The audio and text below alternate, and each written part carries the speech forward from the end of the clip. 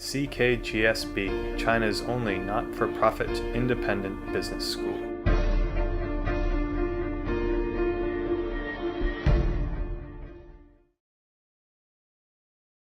Any one time I have a list of the 10 things that I'm sort of keeping an eye on, which is also a sort of shorthand for 10 things I think we should be writing more about in The Economist.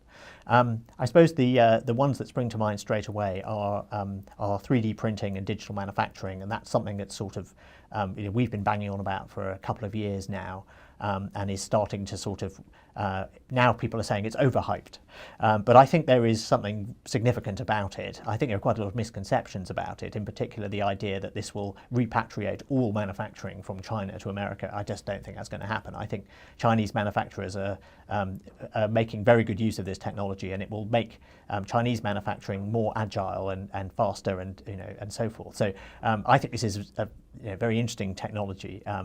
And it's not necessarily going to play out the way some people think it is. So that's one of them. Another one would be self-driving cars. These are things that people thought were impossible 10 years ago, and now there are lots of them. And most car makers are working on this. Google famously has a self-driving fleet of cars that have done more than 500,000 kilometers.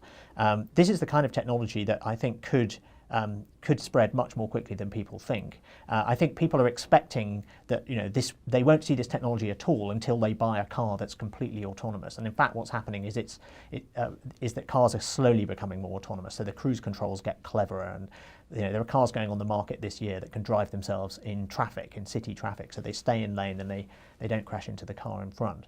So this is going to be a gradual process. And then another technology that I'm particularly interested in is low-cost genome sequencing. This is something that used to cost $100 million and is now getting down to $1,000. And that means you could sequence everyone at birth. I mean, that is going to be totally feasible within a decade. And already there are people who have strange conditions where they do full genome sequencing on individuals in order to diagnose them. So this is starting to become more widespread, and there are all sorts of implications that could come from that. You would be able to diagnose people more easily, you'd be able to work out which drugs would work in particular populations, and that sort of thing. 3D printing, potentially it reshapes manufacturing, but it also changes the way that you design products and the way you innovate. That could be very far-reaching. And you also have the prospect of piracy of objects. So in the same way that Napster disrupted the media industry, you could have the same thing for physical objects. What happens when people start pirating Lego?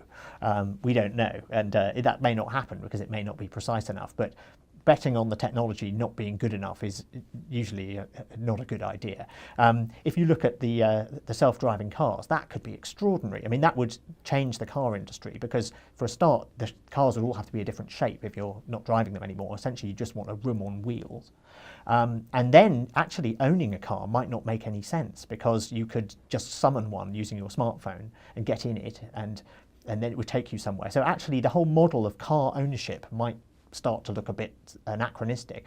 And then if you start thinking about that, well, if you think of the amount of space that's wasted in a given city for parking, and if you think of the number of cars you can fit on the roads, you can fit an awful lot more cars on the roads if they're driving themselves. You can pack them close together. You can have things like junctions where cars don't stop. You have streams of cars cross. I mean, there's amazing things you can do, but that would reshape the way cities look. It would also change the nature of car insurance, because you wouldn't insure individuals anymore. You'd have to insure the car makers.